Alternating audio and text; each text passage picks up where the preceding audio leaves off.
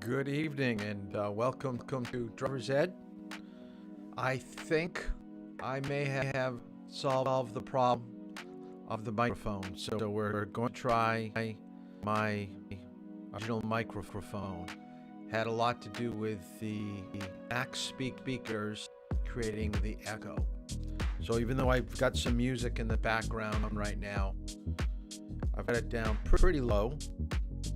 Figure mix it up a little bit of a different intro, different vibe for tonight's class. Seems fitting that temperatures dropped probably about 15-20 degrees for our topic of driving in bad weather, which is the majority of this evening will be cold weather.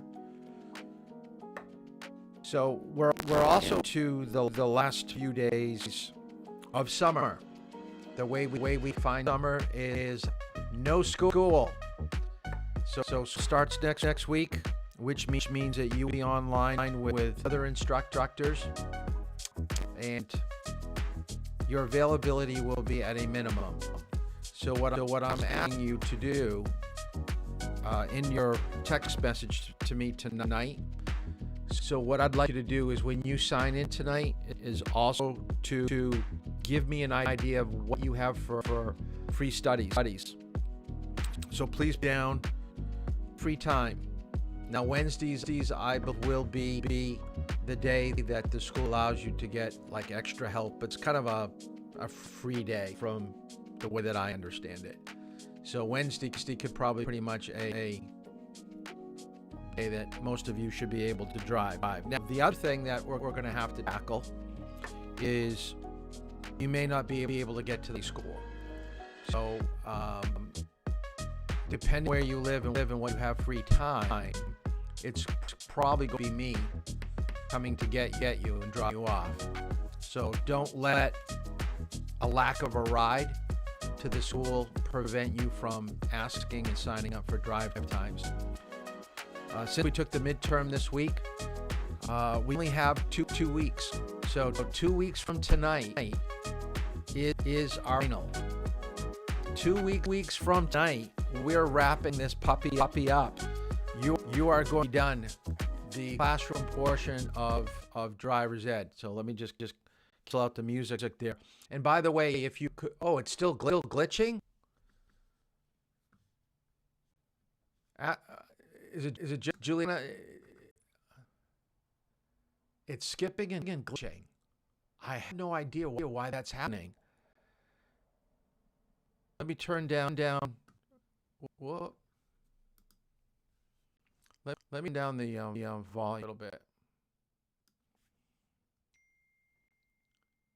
Okay, tell me now. I've turned the music off.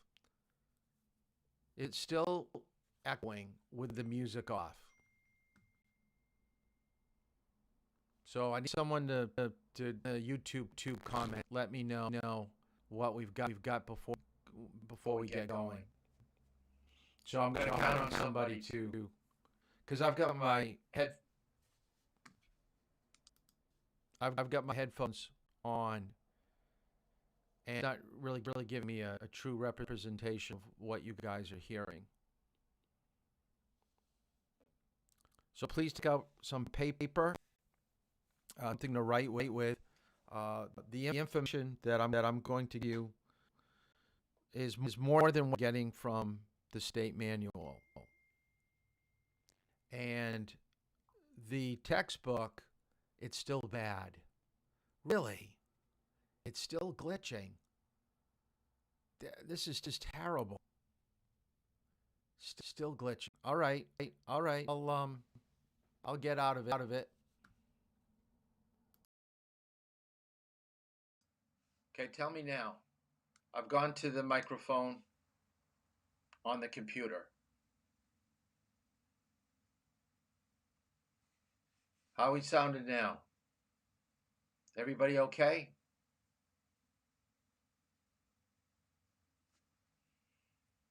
So I'm without the mic. So someone's going to tell me if this sounds okay. Now, driving in bad weather, it's good now. Okay, it's working. This is bizarre. I had so many classes that I taught with this Yeti, and now it's not working. Well, anyways, we'll keep it where it is, and we'll um, go with that. Here we are at the end of August, and we're soon approaching the winter months. And what you see in this picture is going to be a common occurrence probably the end of December, January, and most of February. True winter weather really only affects us for about 3 months. Do we get snow in late October, November?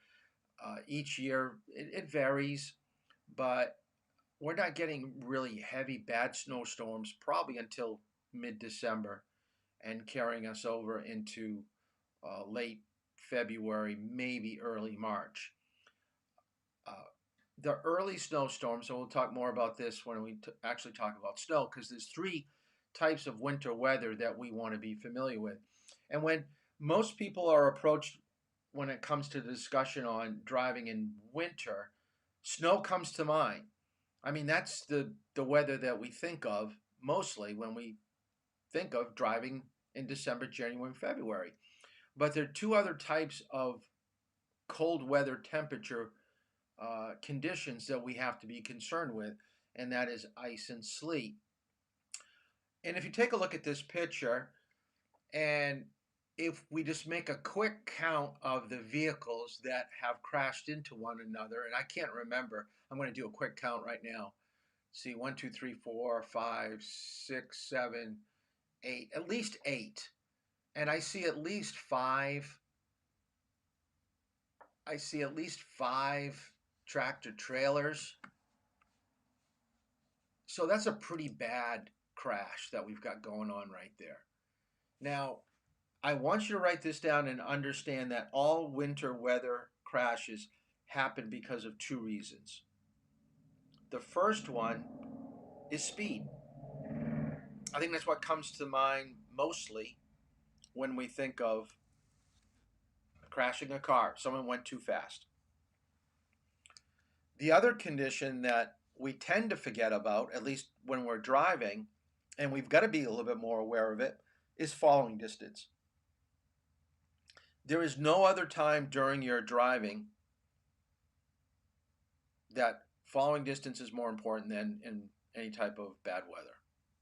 And we're going to include rain here too, and fog. So we're going to be talking about all these situations tonight.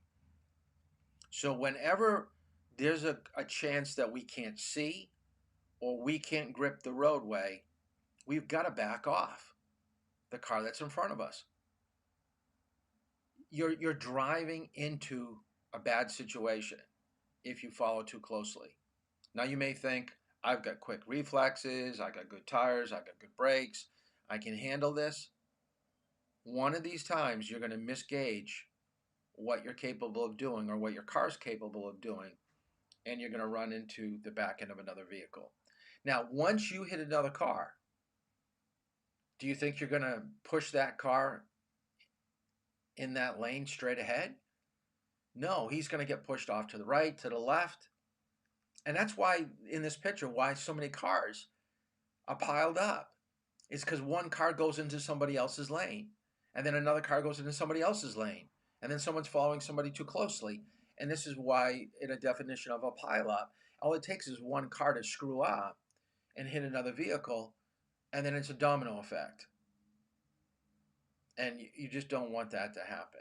And if you're going to be in heavy traffic, you always want to think about getting away from bad situations, meaning, this group of cars, look, they're all traveling too close together.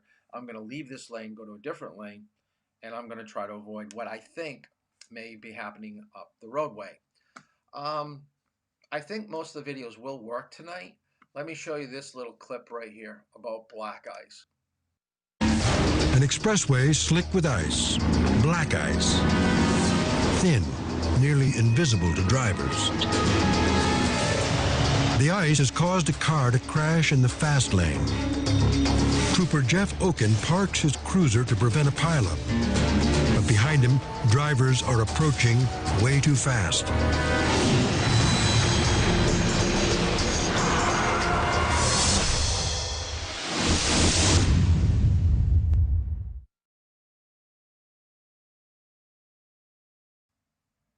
Of course, they want you to buy the DVD. That way you can see exactly what happened. But I think we know what happened. There was a car off to the side of him. He couldn't make a lane change. He was going too fast. So he didn't have space, and he was going too fast, and he ran into a police car. And now he's made it onto somebody's DVD and probably the local news. Now, this is a winter compilation of skids and crashes. And it was taken from various YouTube videos, and someone just kind of put them together. I thought it was kind of interesting. So let's just take a look at this.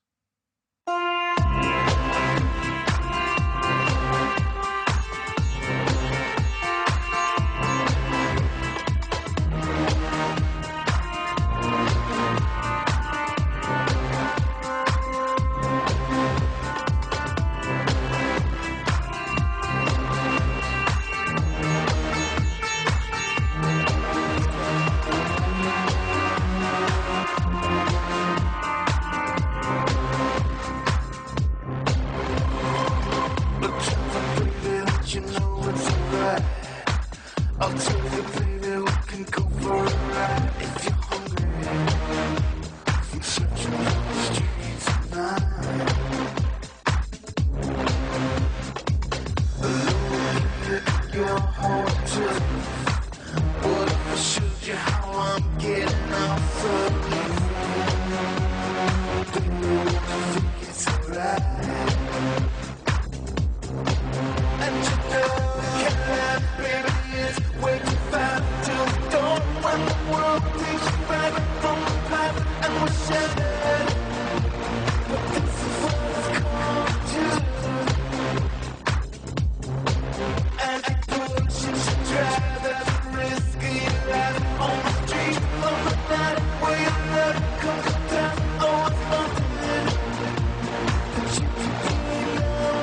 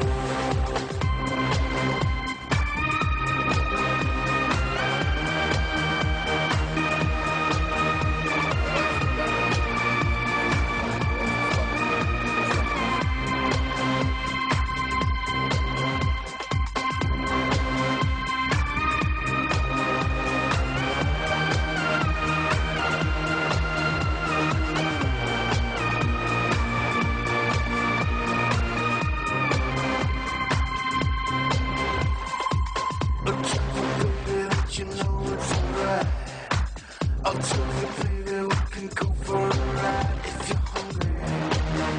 I'm searching for the streets tonight. Okay, I think you get the point. I think a lot of the drivers in this video really didn't know what they were doing. There is no way that some of those cars should have ever gotten into that position at that angle, at that speed. Just goes to show is that a lot of people haven't been trained, haven't really thought about how to handle a bad situation when it comes to winter weather. You have to know the minute you come out of the house, there's snow and ice on the ground. The way that I approach my driving today cannot be like I approach it when it's in the middle of summer. And that's where the problem lies. So let's talk about, I like this, just like I said that most of these drivers didn't know how to drive.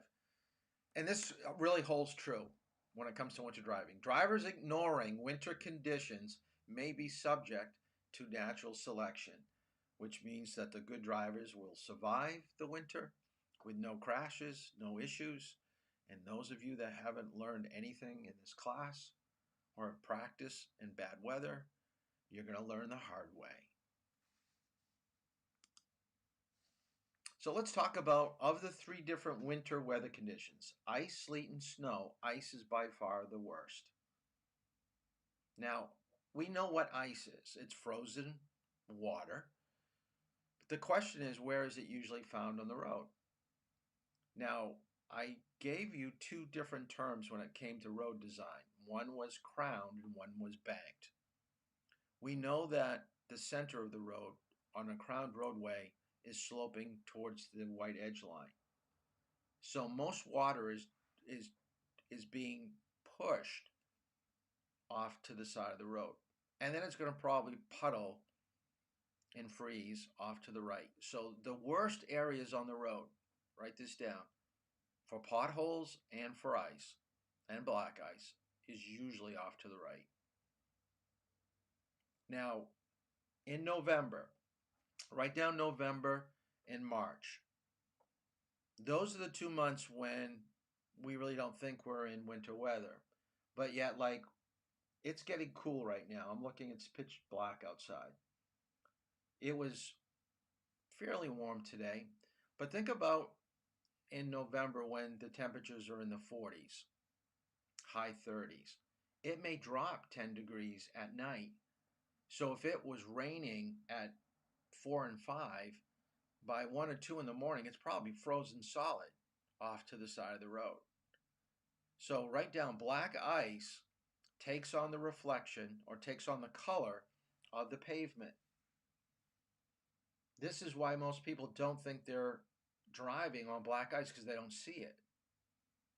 But you've got to look, and this is why, and I think I mentioned to every single one of you that have driven with me, when we looked at the speedometer, I mentioned that the speedometer isn't a big deal in the summertime, but it will be in the winter. It's going to drop, and you're not going to know that the ground is frozen and black ice is there. So it does not create a vision problem. Ice is a traction problem. So two winter problems that you will always have is vision and traction. So with this type of weather, it is only traction. So if you get a lot of ice off to the right side of the road, doesn't it make sense that you're going to be driving left of center? Of course it does. And the other term that you're going to hear me mention quite a bit is tire tracks or your target path. And that is where cars in front of you have driven, and you're going to try to stay within where other tires have gone before you.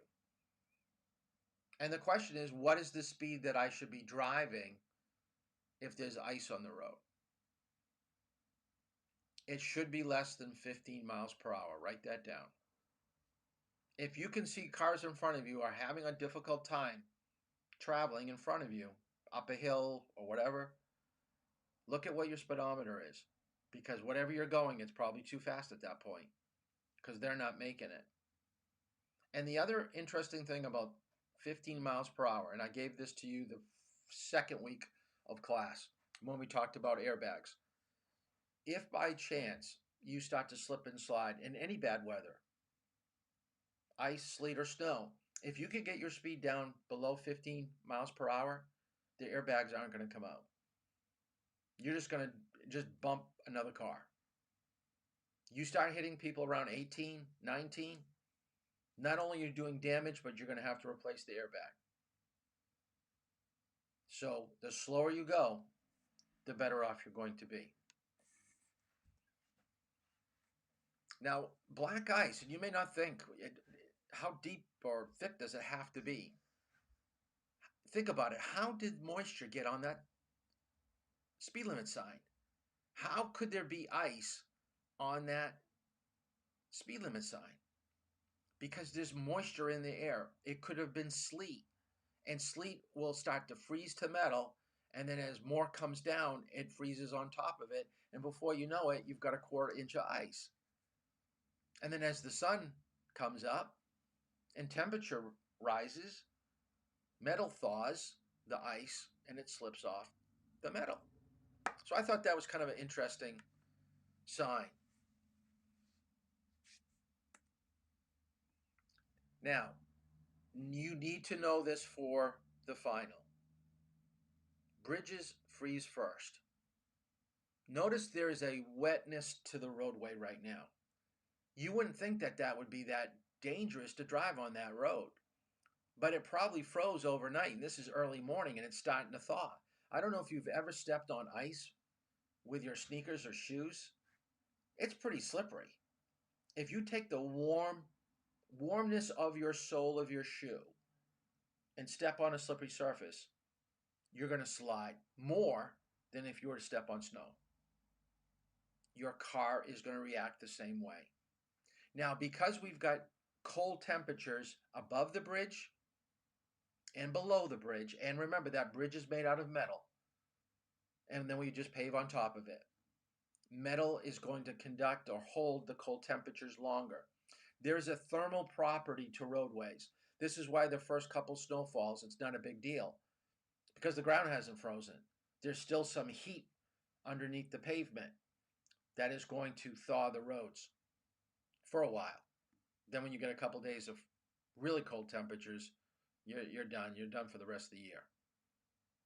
Unless you get some really warm temperatures, and then it may go the opposite way. So the second type of winter weather is sleet. Now, how does this differ from ice? We just know that sleet builds up and forms a thickness which we call ice. But sleet comes from above. It starts out as rain, and as it drops, because of the atmosphere and the cold temperatures, it starts to crystallize. And that crystallization will adhere, as we saw with the speed limit sign, to anything, to your windows, to your car.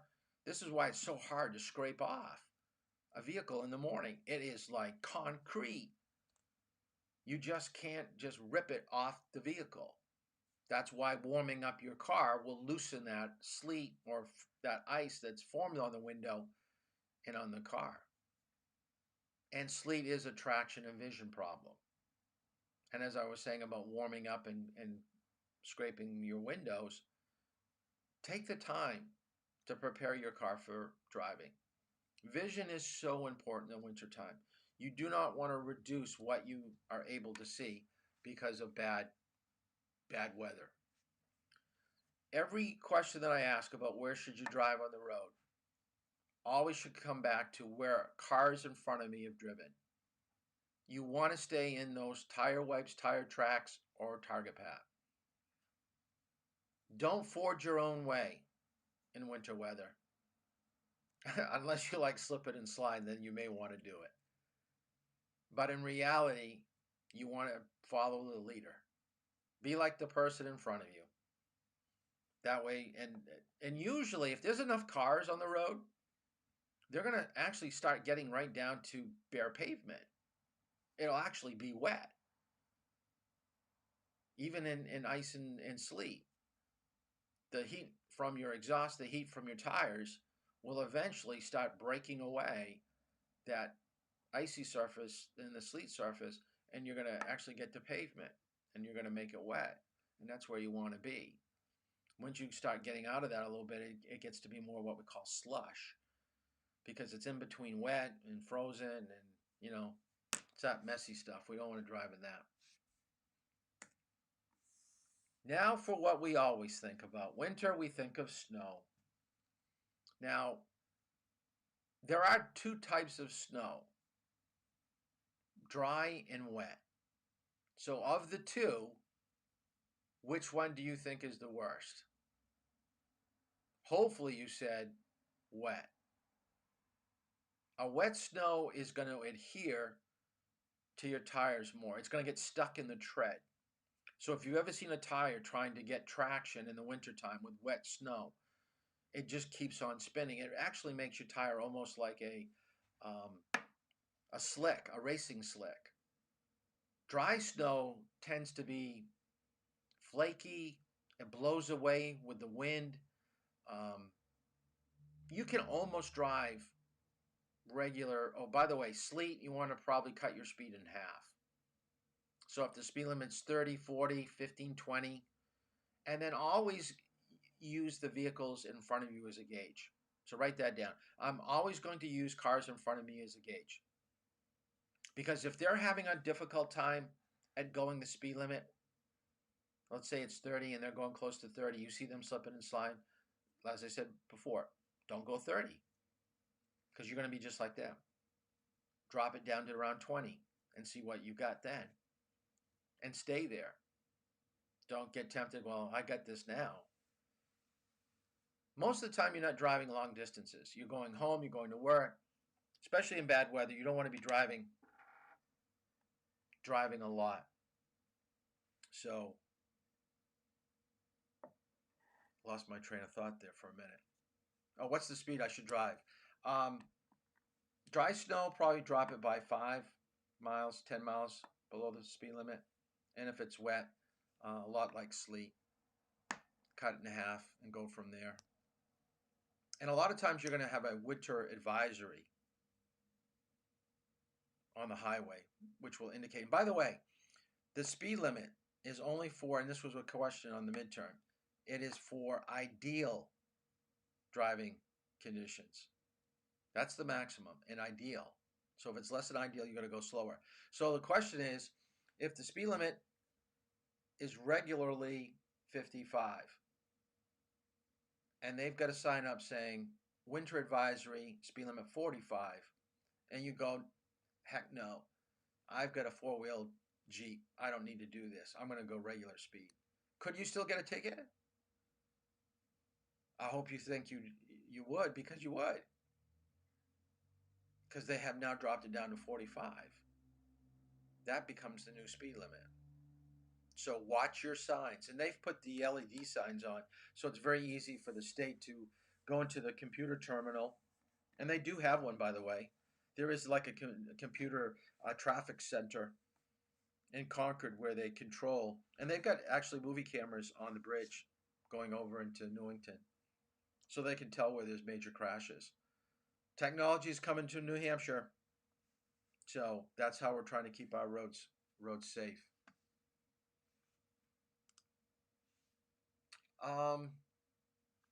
Here's how to drive on ice. Let me show you this. There's also ice. Ice on a roadway isn't like ice in a glass of water. You don't necessarily see it. If it's a sunny day, you can have glare on the road and it just appears that the roadway is wet when actually there is ice on the road, and it can catch you by surprise. If you have to drive on ice, slow down to a crawl. When it's freezing or near freezing, be extra careful on bridges, overpasses, and streets shaded by trees or buildings. These areas tend to freeze before the rest of the roadway, and they're the last to thaw out. If it's icy and you approach a curve, slow down before you get to the curve. If you suddenly slow down or speed up while turning, you will go into a skid. Like ice, snow can be deceptive too.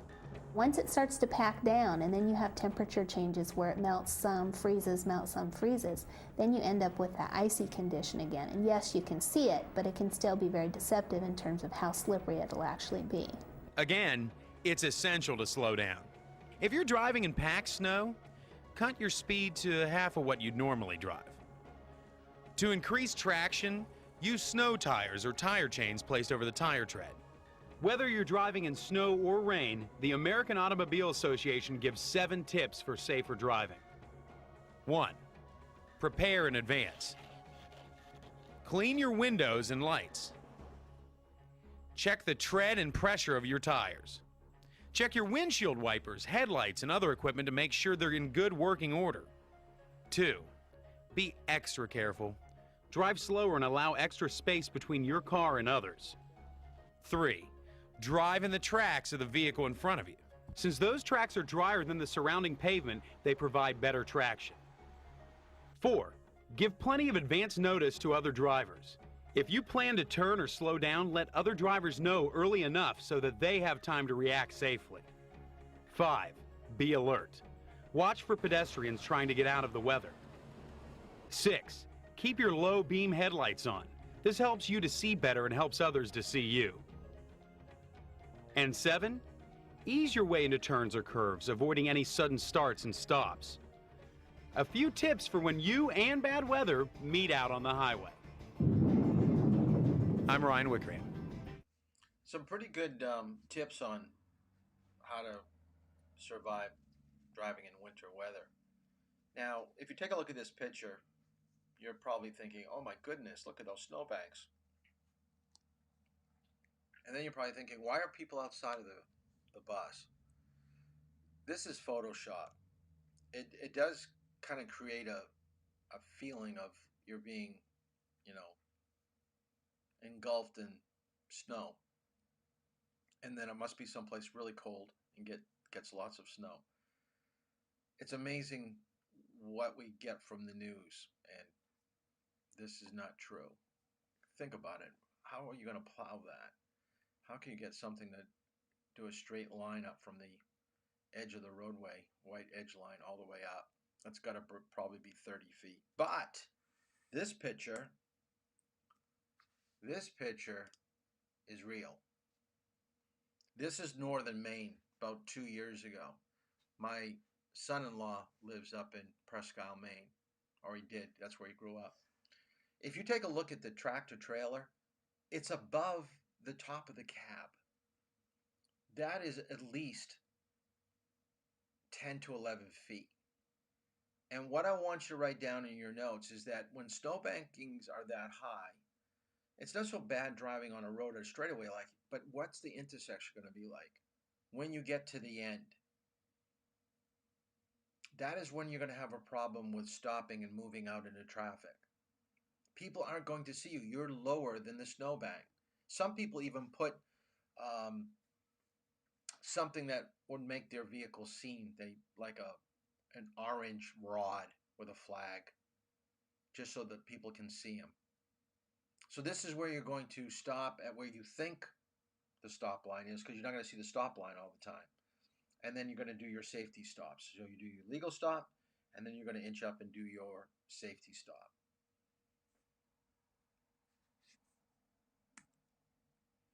So some of the things that we just had in that video clip, I want you to write down a few things. I highly, highly recommend going out during the first snowstorm or after the snowstorm with your parents, or I guess you could do this on your own because you'll probably be a licensed driver at this point. Get a feel for the road in a parking lot. And what I mean by that is go into a parking lot that has some packed snow and drive 15, 20 miles per hour and then try to stop quickly and see how ABS works. Try to make a turn going 15, 20 miles per hour and try to make a sharp turn. What does it feel like for the car to slide? Because you want to get a feeling of, if the car starts to lose traction, what am I going to do in real life? What am I going to do on a main road? And like I told you on that video compilation, I've had students. I was in the car when it happened. We've spun the car around. At least 2 times come to mind. We've been stuck in a snowbank where we were taking a turn and we just got 3 feet just plowed right into it. We had to get help getting pulled out. The other thing you've got to realize is that your stopping distance is not going to be the same. Now, I don't care whether you know it's 3 times. I guess it's good to know that, but it takes a long time to stop a car when you don't have traction. So get a feel for the condition of the road that you're driving on. Brake early. Get ready for the bad stuff. Tires should be replaced or swapped out in November. Vehicles should be in good condition, so that means good winter blades. Make sure your defroster works. Make sure that you've got those shovels and gloves and sand, things that we mentioned last night. Keep the windows clear, warmed up. I recommend warming a car for a minimum of 10 minutes. The colder the temperature, the longer you're going to be warming it up. And by the way, it is law in New Hampshire that you must take off snow off your vehicle. If you're driving around with snow on your hood, on your roof, they'll pull you over and give you a ticket. Last year they were doing it left and right in Durham. I actually saw a Durham police officer make a young lady get out of her vehicle and clean the snow off. Now, I don't think she got a ticket, but they made her get out and clean it. So be ready for that. Carbon monoxide poisoning happens when you are stopped, like in a parking lot, and you just keep the car running for a while. So be aware of that. So crack the window. It does happen. It happens more than you probably think that it would. And it doesn't take too long to be affected by it. I have an article. I don't think I put it in this PowerPoint. But within 15 minutes, you could be like lulled to sleep. You just think that you're tired, and actually it's the poison, and it's killing you. So be advised. Crack the window if you're going to run the car in the wintertime, especially if it's around snow. Here's in a state where they actually find a person for trying to warm up his car in his driveway.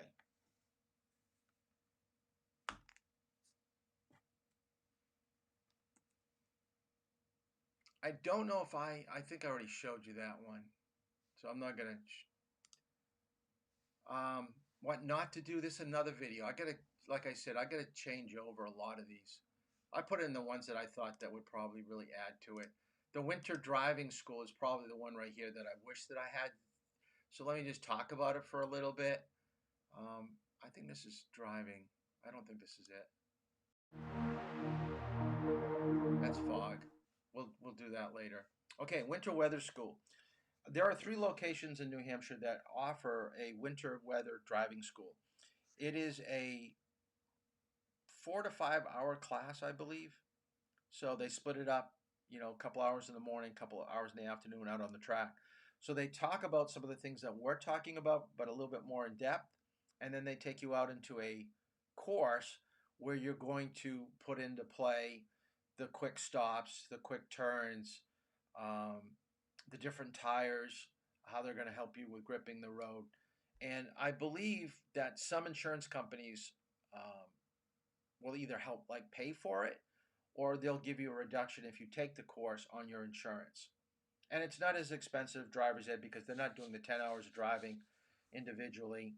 You're already a licensed driver, so they've got some cars that you're using. I don't think you're using your own. You're using one of theirs. So they can have, maybe a class of like 8 or 10 people. From what I hear, I've never participated in it. I know people that have, and they highly recommend it. They say it's pretty interesting. But accordingly, they can only have the class if there's enough snow. So they don't have snow making machines that I know of. So they've got to make sure they're taking you out when there's been snow out on the course. So they may move your date to another date.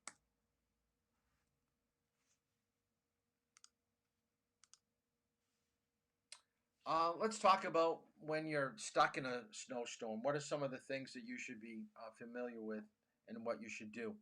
Now, this is not in the PowerPoint right here. I probably should make it because I started teaching this probably about 3 or 4 years ago when my kids were just getting their license. Actually, it's more than that now that I think of it.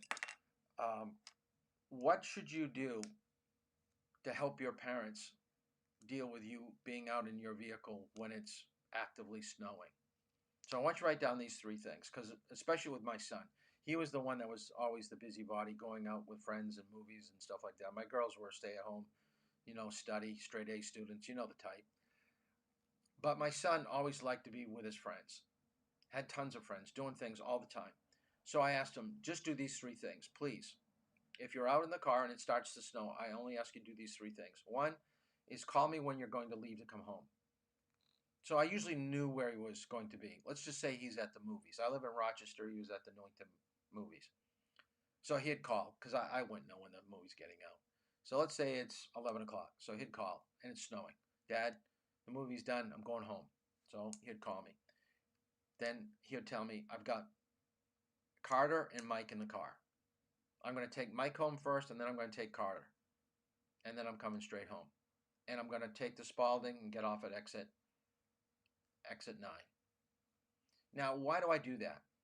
Is because I don't want to get a phone call in the middle of the night from Mike's dad, or if my son was with a girl, from her dad, where's my daughter?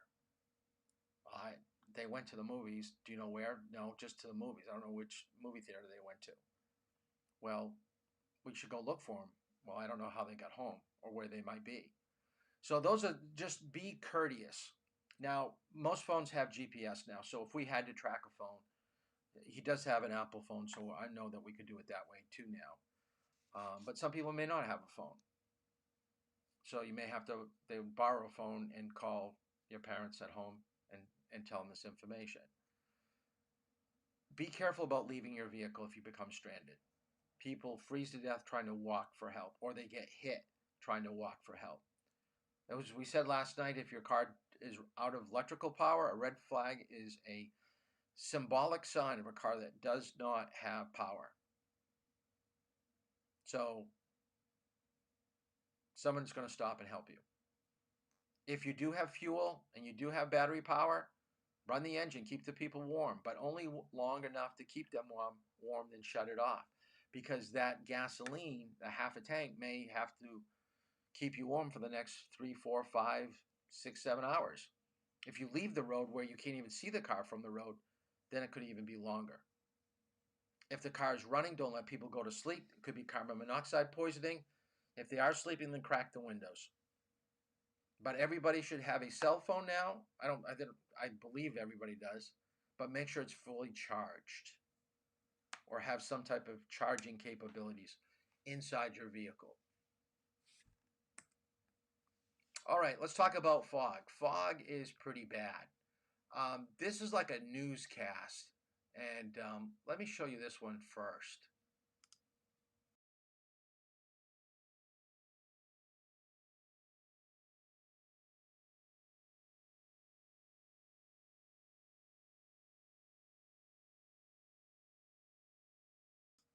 So there's no narration, but they're basically just kind of showing you at night. Fog can be so bad that you can't even see. Now, in some states, they actually post where there are going to be some horrible spots for fog. It just happens in these low-lying areas. So they're just showing what you're going to be encountering for signs.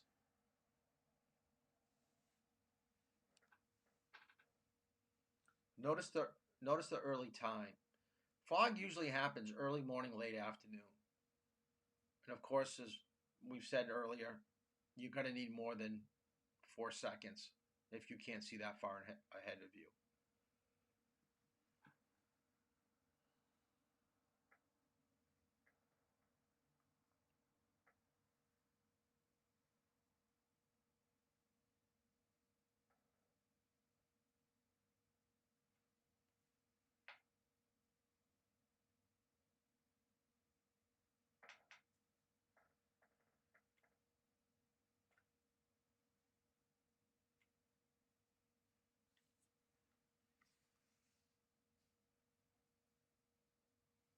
So it's pretty much a pile up where they just couldn't see a vehicle that was stopped and just clipped the edge of it because he couldn't stay in his lane.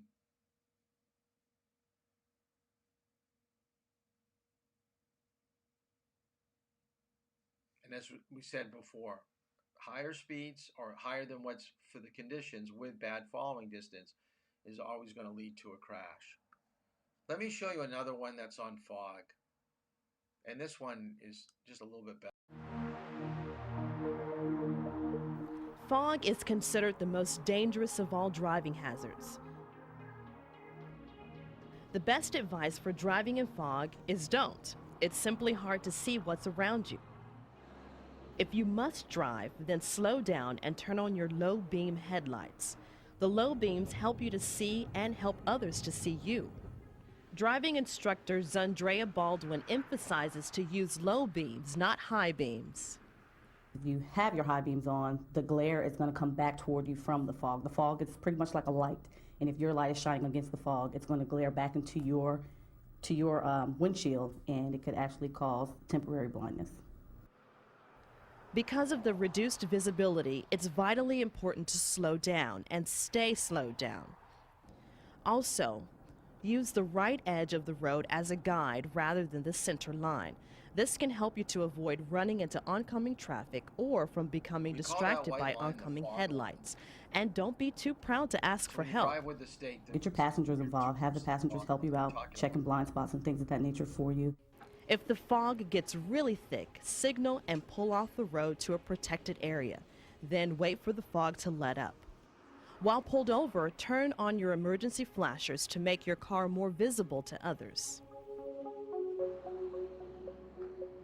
A final note, whatever you do, don't stop in the middle of the roadway, no matter how thick the fog is. That almost guarantees that someone will hit you from behind. Again, it's best not to drive in the fog at all. If you have to, stay alert. I'm Katina McHenry. So fog happens a lot in like September, October, and then March and April. It's the thawing, the temperatures drops. It's moisture in the air. And we also find fog pretty much near any type of body of water. Even in the summertime, if you go by the ocean, go by a lake early in the morning, you can see the fog kind of drifting off. It's kind of a wafting, sweeping cloud. It's kind of eerie and, yet peaceful. But that's not the way it is when you're driving. It's kind of scary because you just can't see the road that well. At a moment, you can see a little bit of the road, and then it disappears. Then you see a little bit more. And so have your low beams on. Never have your high beams because high beams going to reflect back to you. Should always be going at a slow speed. Start with what you think that you can see and stop with, and then go from there, picking up or dropping down according to those conditions. Lower your speed when there's another vehicle in front of you. You don't know how quickly it's going, or it may not be in the correct lane if its headlights coming towards you. And cars will stop quickly. Their reaction time may be different than yours. So be very careful about the quick stops of people in front of you. Now, if you really, really, really can't see, you should pull over. And when it says pull over, don't pull over to the side of the road. You should pull over, if you can, in a driveway or a parking lot. Sometimes if you just pull over with your flashes on, people may just think you're driving with your flashes on, and they'll come right up behind you and then realize, oh my goodness, that car stopped. So look for something that's well off the road where cars aren't going to be following you.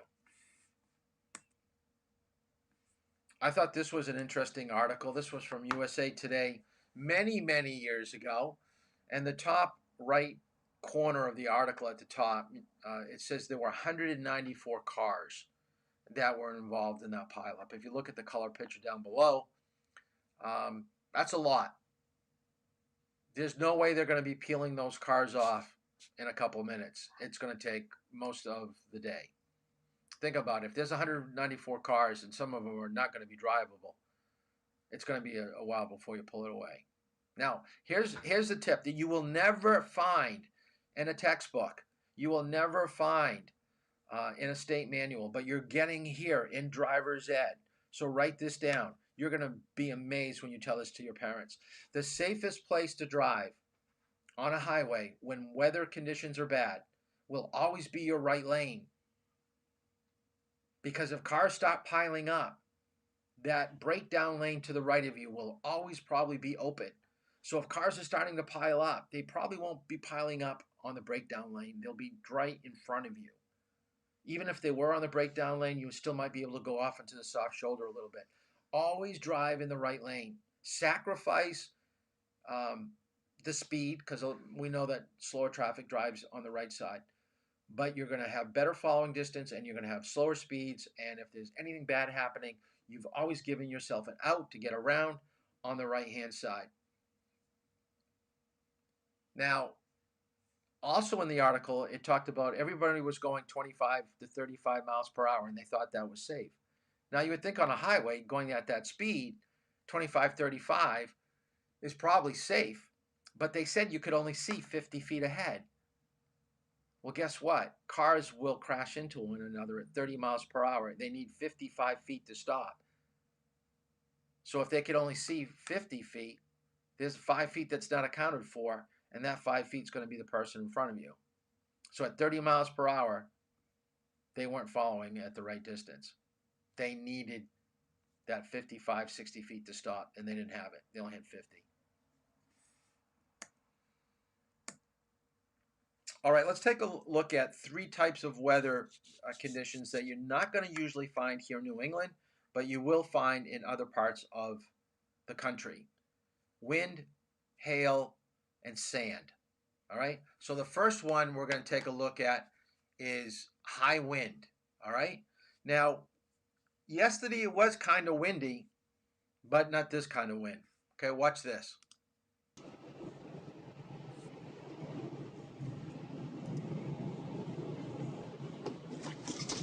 Most of the video clips that we see right here are of tractor trailers, and they're probably empty. They had to wait. See, they got a high center of gravity. Here's a camper, same type of thing. Actually, it's a tractor trailer that's following, but it's following a camper. Look how tall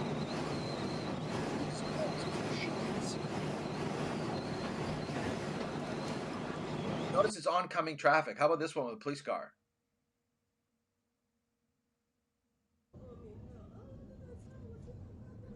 So never drive next to a semi-tractor trailer vehicle on a bridge and heavy wind.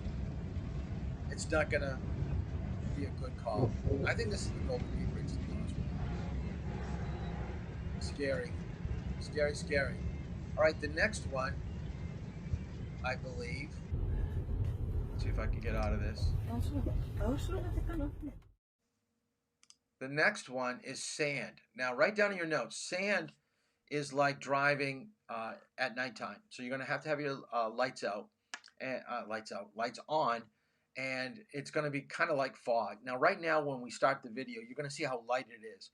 I believe the video is only about 3 minutes long. So within 3 minutes, notice how it gets darker. So let me show you this.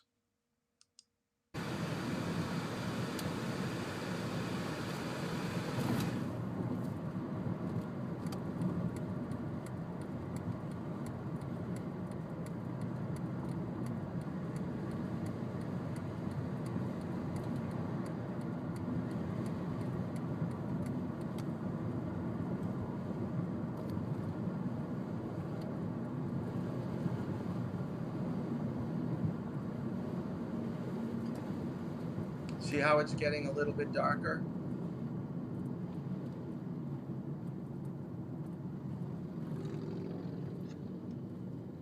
Now, if it gets really bad, you should just go into the parking lot. This is probably like midday, and it's just crazy how dark it is.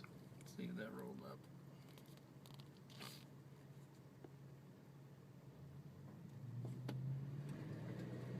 I've driven in pretty high wind, not as bad as like we saw there, but pretty high wind.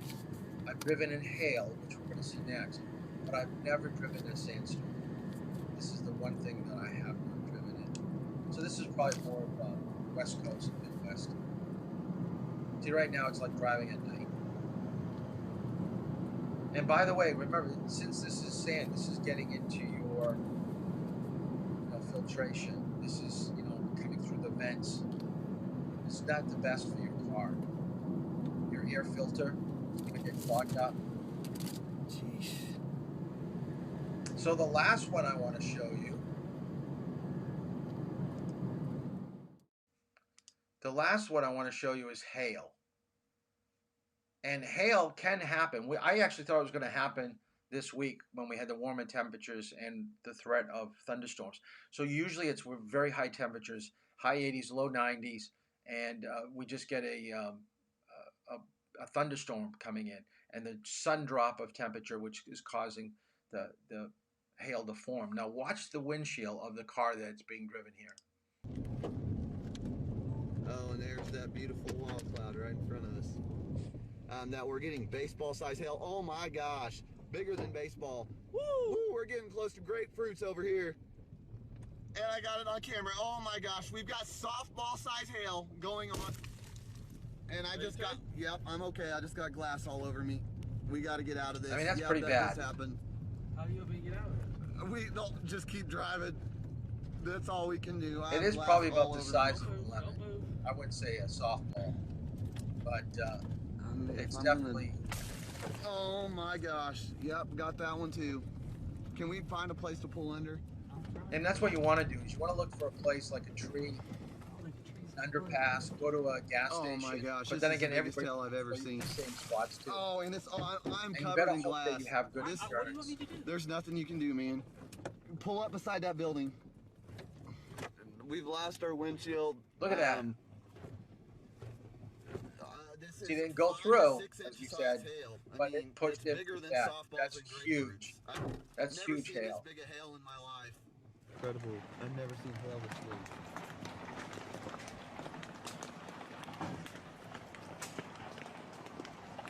Holy shit, man. That's pretty bad. Now, this type of bad weather is around us all the time. We had a little bit of rain today, actually.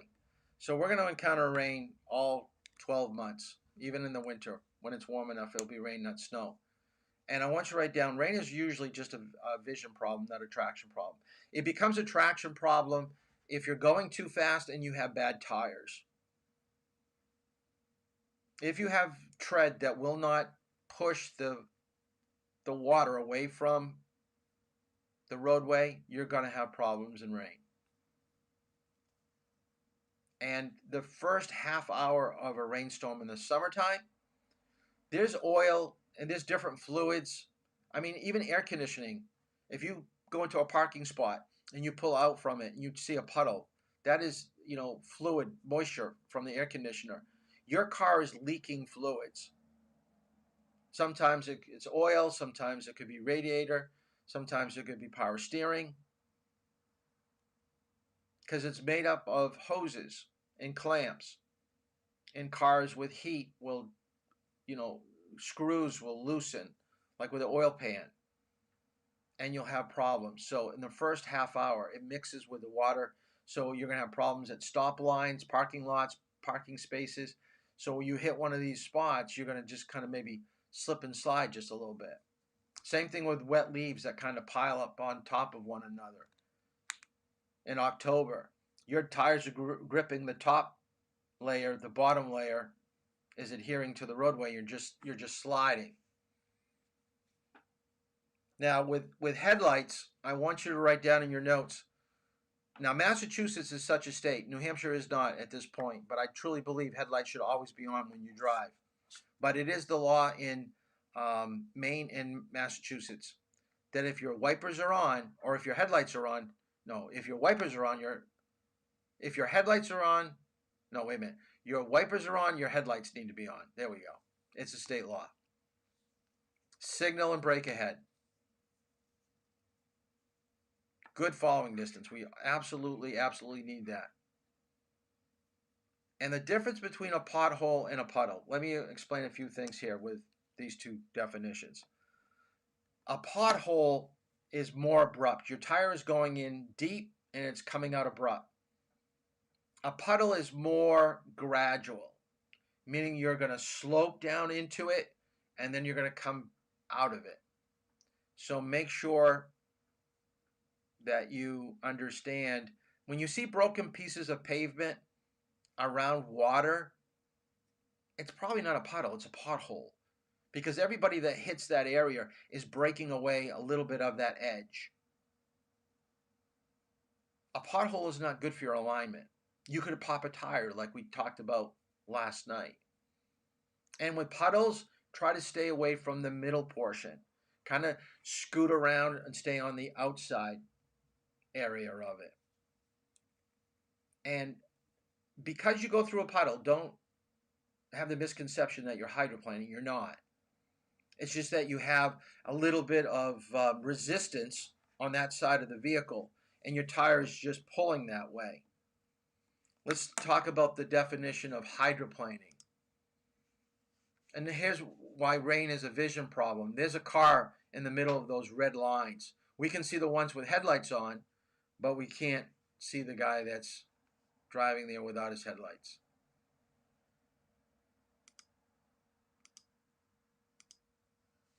Hydroplaning, the definition is when your car is riding on top of water. So write that down. Your tire's lifting up. You're skimming on the top. So if you're skimming on the top of the water, no part of your tire is gripping the roadway. So you cannot brake, you cannot accelerate, you cannot steer. That means the minute you do hit the pavement, your car is going to go in that direction. This is why it's so important to keep your hands still. Keep your car going where you want it to go. So the minute that you're gripping the roadway, your car is going to go in that direction. Now, hydroplaning usually doesn't happen in town. It happens when we have speeds of 35 or higher. These are our back roads, maybe when we don't have the road designed that well where it's sloping off and taking care of the water.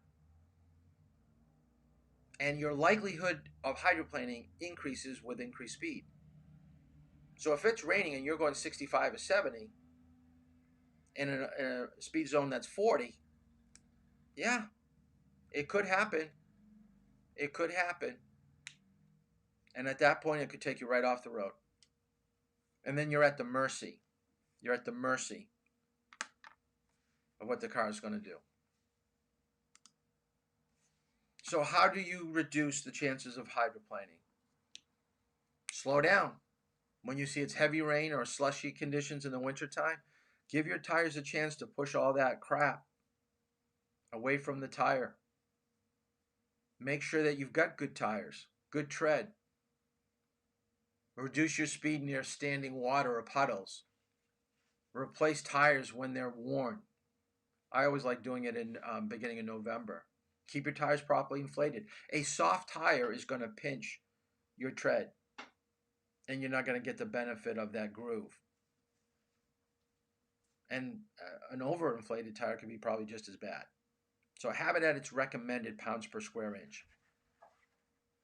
If you do lose control of the vehicle, always try to steer where you want to go next. Look at your center line, look at your edge line, and just make believe you're still moving in that direction. Turn your hands that way. The minute you grip the road again, now you're on the road going where you want to. If you start turning the wheel every which way, who knows what's going to happen when the car grips the road again. Always take your foot off the accelerator. You don't want speed when you're losing control. You want to be going slower. So try to take your foot off the accelerator and do a better job with your positioning on the roadway. And then when you do grip the road, just try to regain a little bit more grip by going a little bit slower.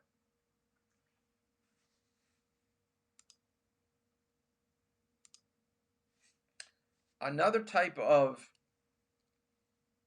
I wouldn't say hazardous, it's not weather, because night comes every day.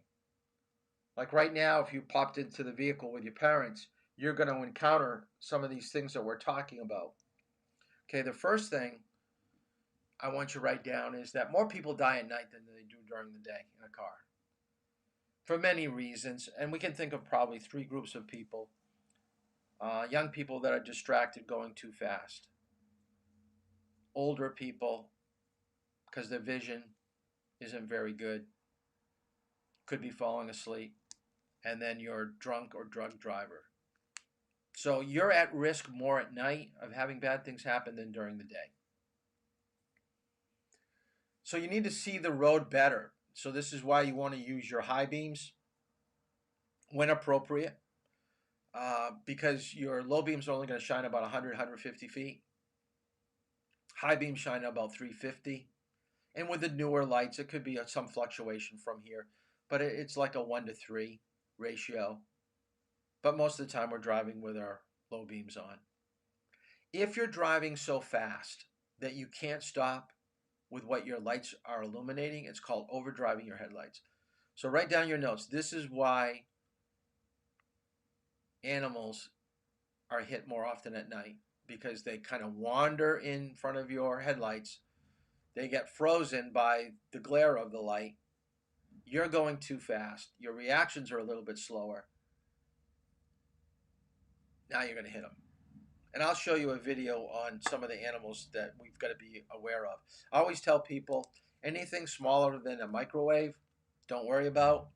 So your squirrels, your chipmunks, groundhogs, raccoons, not a big deal.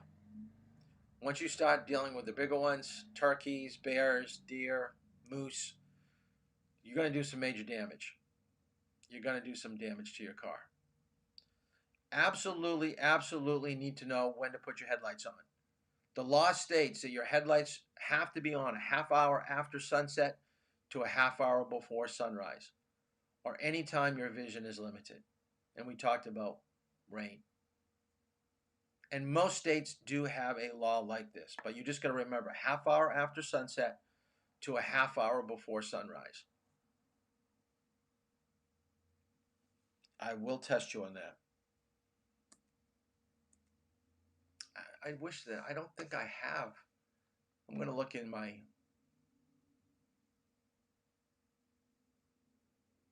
no, I don't have the video. Okay, glare. If the mirrors, especially the rear view mirror, just flip there's a little lever underneath it. It's called the day-night adjustment. Just flip it up so the glare doesn't come at your eyes anymore. You're taking the glare and bouncing it off the top. Oncoming headlights, shift your eyes to the right edge of the road. And I think we're going to talk about highway hypnosis a little bit later. So I'm going to skip over this for right now. So when we talk about fatigue, I think I'm going to add it on to another section. I am going to show you this, though. I do have this, I believe. I do. Okay. We are implementing new technology in automobiles to help with not seeing the roadway. Lane departure. So when your car is going off the edge of the road, it's going to kind of beep and warn you to get back on. We have blind spot monitoring now. We've got cars that are going to actually help stop the vehicle if you haven't gotten to the brake. I know a Tesla. We talked about automated vehicles now. We're in that third or fourth, classification. We're getting to that point. We have cars now that can even park for you. So if we get some of these safety systems installed in our vehicles, it's just a reassurance that if we're not up to our best, that the car is going to take over and do what needs to be done to keep us safe. So here's a little clip of showing you, I believe Volvo is the one that sponsored this. So I want to show you this.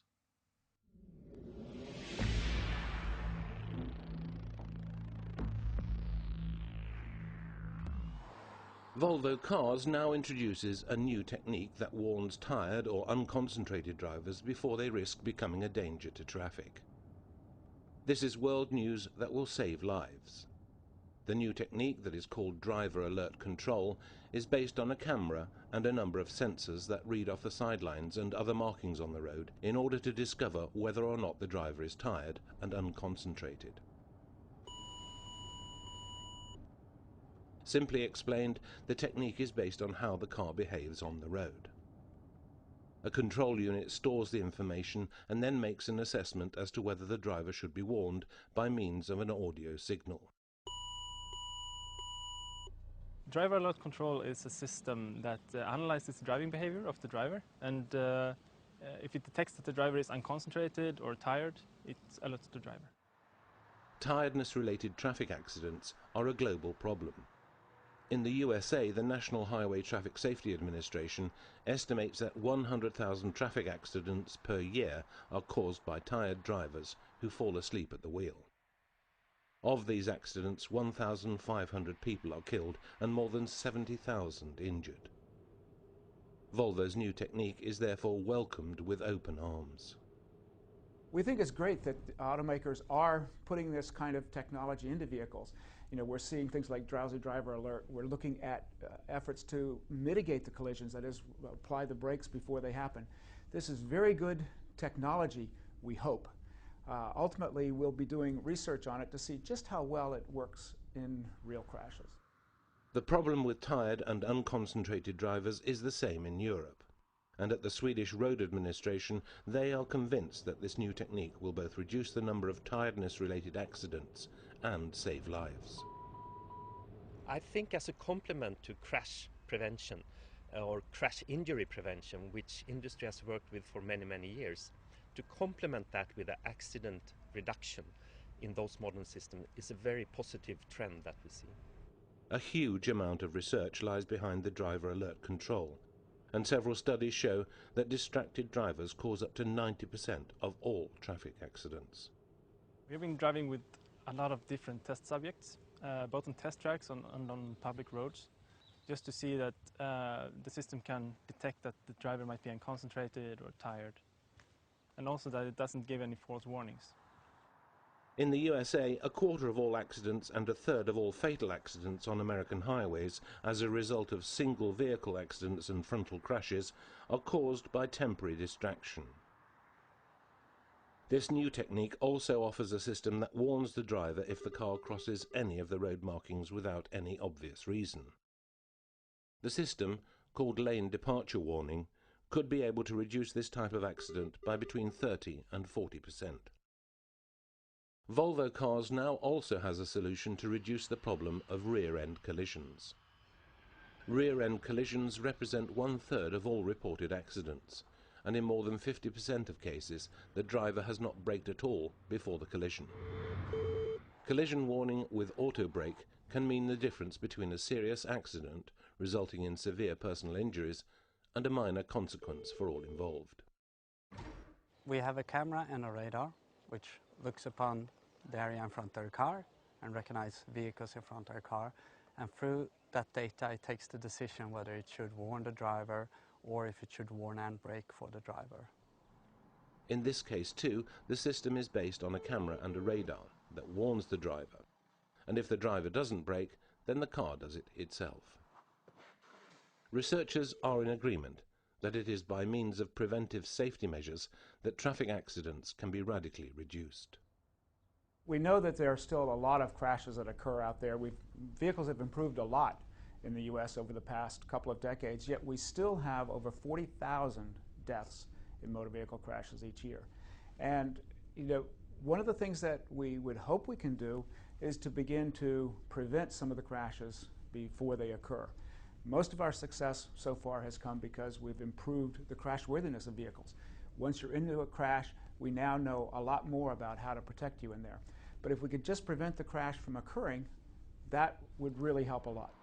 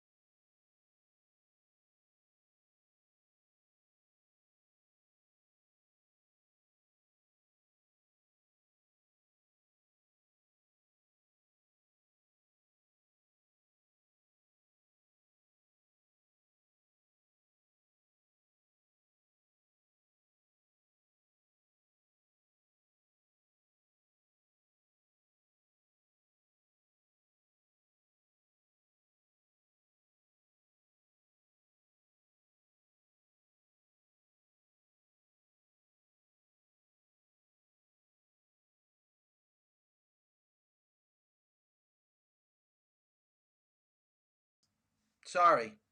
All right, now I'll do it again. I'm muted. Yeah, okay. We're gonna do the fatigue section at a later point, probably the last week of class. So I'm gonna stop. We're not gonna talk about fatigue tonight. Do go to the Facebook page to get tonight's worksheet, which is on this chapter from the textbook. It's a little bit more involved than the questions that you had to do. Monday, do your reading. I believe it's chapter 18 on responsible driving. We're going to focus on the effects of alcohol and drugs on Monday. And then on Tuesday, we're going to be talking about the penalties and the consequences of being under the influence. So I think you can hear me now. So we're going to sign off. Anybody that wants to drive on Monday or Tuesday, I still have some slots. Tomorrow's booked up. It looks like Saturday's pretty full too. But Monday and Tuesday, I can still slot people in if you want to drive. I got some of you that still haven't driven yet. So please contact me and let's get things going. And we'll see how things go with study periods, because it's going to get different starting on Wednesday and Thursday when we start driving. So have a good weekend. If I don't drive with you, Some of you still owe for the program, so please get that money in when you drive. And we'll see you next week.